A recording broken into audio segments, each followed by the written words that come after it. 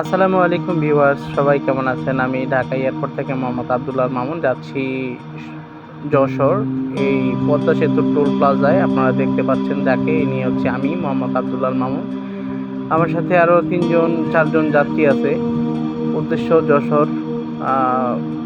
পদ্মা সেতুর টোল দিলাম 750 টাকা, সামনের দিকে বাড়াচ্ছি।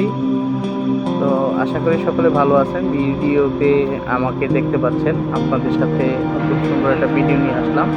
ইতিমধ্যে পদ্মা সেতুতে উঠতে যাচ্ছি।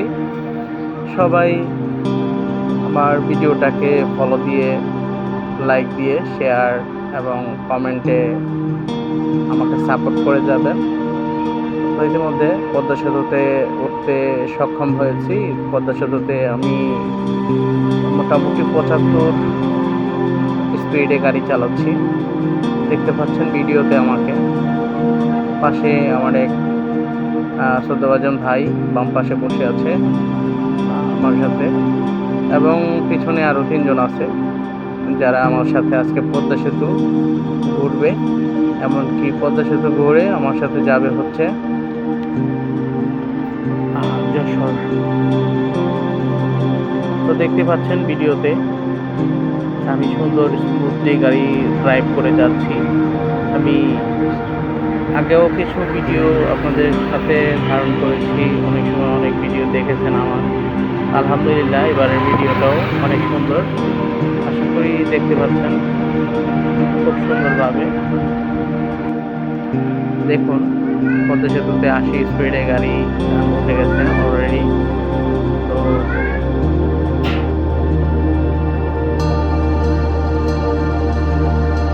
এক এক করে গল্প মাস্তিতে আমরা ড্রাইভ করে যাচ্ছি, আর খুব সুন্দর একটা মুহূর্ত, খুব সুন্দর একটা সময় কাটাচ্ছি, দেখতে পাচ্ছেন ভিডিওতে। তো আলহামদুলিল্লাহ, আমিও মোটামুটি যে যশোরে যাচ্ছি। ইতিমধ্যে আপনাদের সাথে পদ্মা সেতুর টোল দিয়ে ইতিমধ্যে পদ্মা সেতুতে আমরা প্রবেশ করেছি। মোটামুটি বামের দিক দৃশ্যগুলো অনেক সুন্দর, অনেক সুন্দর একটা পদ্মা সেতু, বাংলাদেশের বৃহত্তম ব্রিজ এটা। আগে ছিল যমুনা সেতু, যমুনা সেতুর পর এখন সবচেয়ে সর্বোচ্চ বড় ব্রিজ হয়েছে আমাদের বাংলাদেশের পদ্মা সেতুতে। স্পিড আছে দেখুন মোটামুটি 79-80 এরকম। আমরা একে অপরের সাথে আলাপ আলোচনা করতেছি সুন্দরভাবে, কথাবার্তা বলতে বলতে। ইতিমধ্যে রাইট সাইড দিয়ে আমাদেরকে একটা বাস ওভারটেক করে চলে গেছে। এদিকে মোটামুটি পদ্মা সেতুর যে মাওয়া হাইওয়ে এক্সপ্রেস আছে, দেখেন বাম পাশে একটা গাড়ি খারাপ হয়েছে, দেখতে পাচ্ছেন। ব্রেকেট দিয়ে গাড়িটাকে সুন্দরভাবে সাপোর্ট দিচ্ছে পদ্মা সেতুর যারা দায়িত্বে আছেন।